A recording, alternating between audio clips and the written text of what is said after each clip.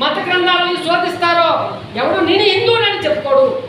స్వాభిమానం గౌరవం కలిగినటువంటి వాడు ఎవడు నేను చెప్పుకోడు. కారణం ఏంటంటే హిందూ మతంలో బ్రాహ్మణులకు తప్ప బ్రాహ్మణేతరులకి గౌరవం లేదు. జాషువా ఒక మాట చెప్తాడు, కనపడలేదు దైవతము కాని పదార్థము భారతము నన్ను. భారతదేశంలో అన్ని దేవుళ్ళే, కుక్క దేవుడే, పంది దేవుడే, అన్ని దేవుళ్ళే. పంది వరహ అవతారం, విష్ణు అవతారం. వైజాగ్లో చాలా పెద్ద ఒక కొండ ఉంటుంది, అక్కడ సింహాచలం అని. ఆ సింహాచలం సంవత్సరంలో ఒకసారి కొండ చుట్టూ తిరుగుతారు. కొండ చుట్టూ ఎంత ఎన్ని కిలోమీటర్లు వస్తుంది? 35 కిలోమీటర్లు వస్తుంది. ఆ కొండ చుట్టూ తిరిగి దేవుడి దగ్గరికి పోతే వాళ్ళకి మంచి జరుగుతుంది అని చెప్పేసి పొలోమని వెళ్ళిపోయి కాళ్ళన్నీ గుడ్డలు కట్టుకొని పారిపోతుంటారు. అక్కడ ఉన్నది దేవుడు అని అడిగిన ఒకసారి పోతున్నావు, అమ్మ అంత కష్టపడి పోతున్నావు కదా, దాని మీకు నా నరసింహస్వామి సార్ సింహమణి నీ బొందరా నరసింహస్వామి కాదు అయినా పంది దేవుడు అని.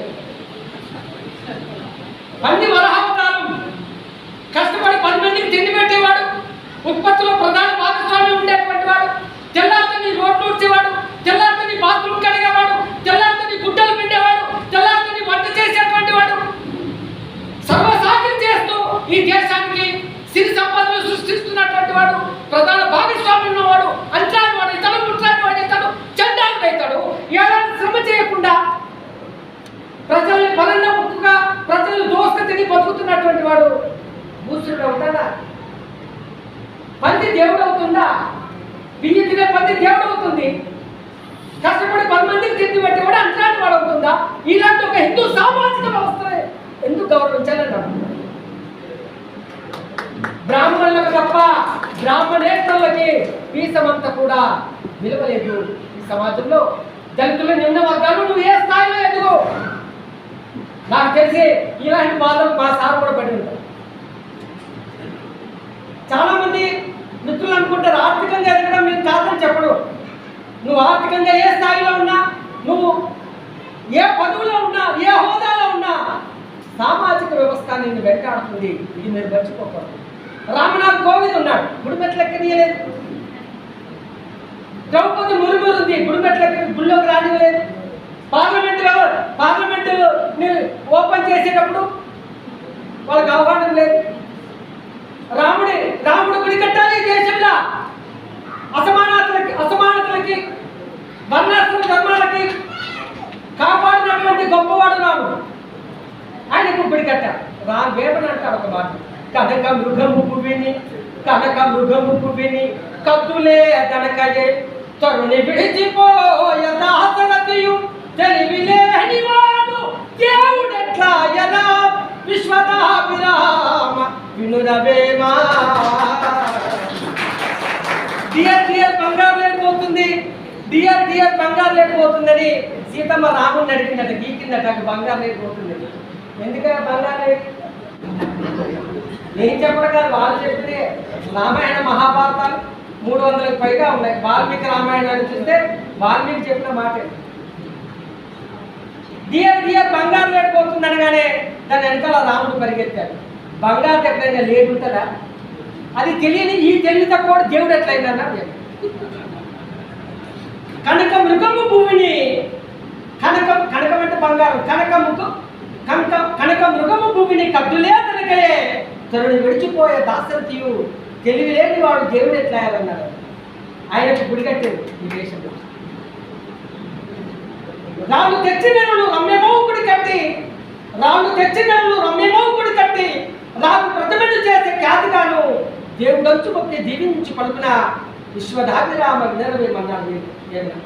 రాళ్ళు తీసుకొచ్చి మన గుడి కడతాడు. ఒక అన్న తన శిల్పాన్ని చేసి పెడతాడు.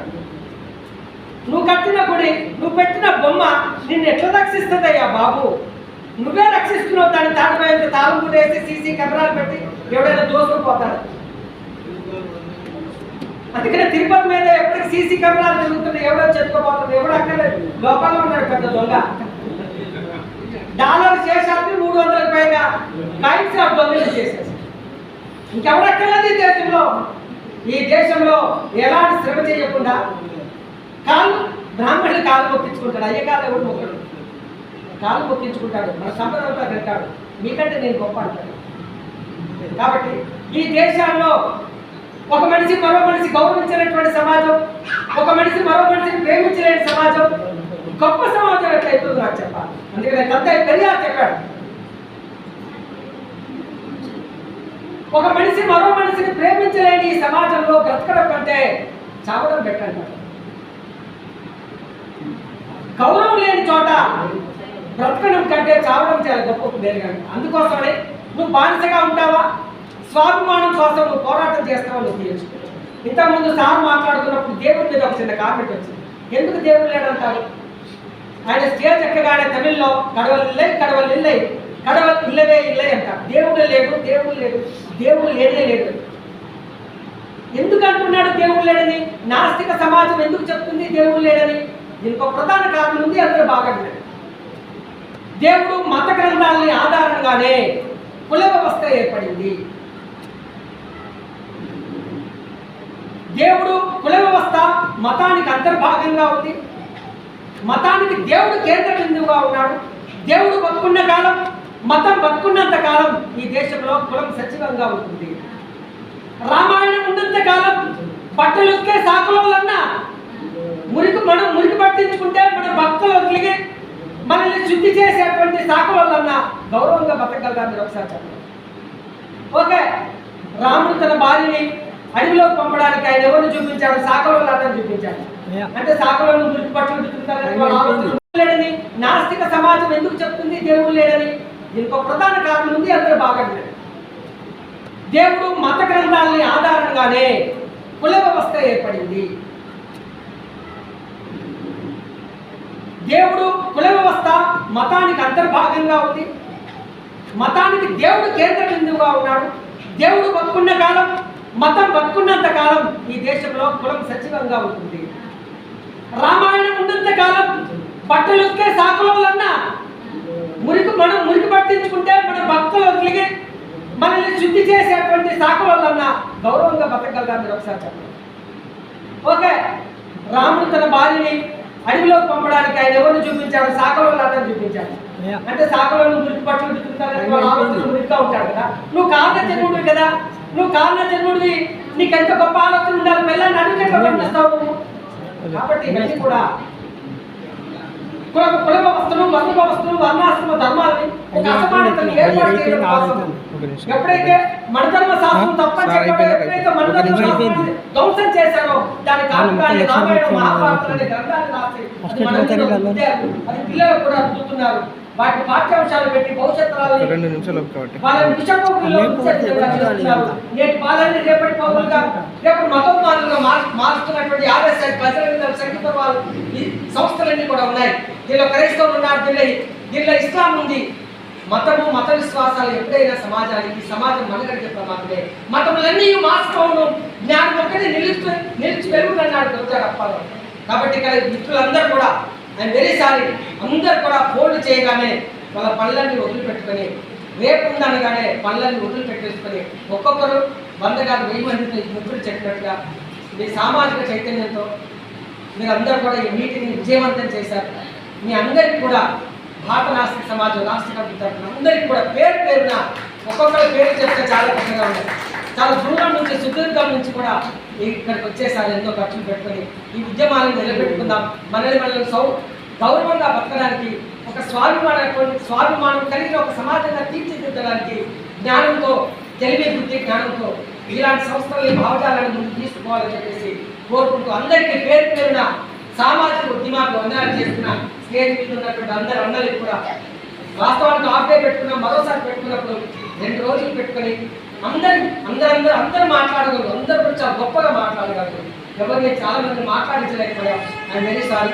మరోసారి పెద్దగా చేయాలని చెప్పేసి కోరుకుంటామా. చంద్రబాబు భారత నాస్తిక సమాజం ఇక్కడ స్టార్ట్ చేయడానికి ఈయన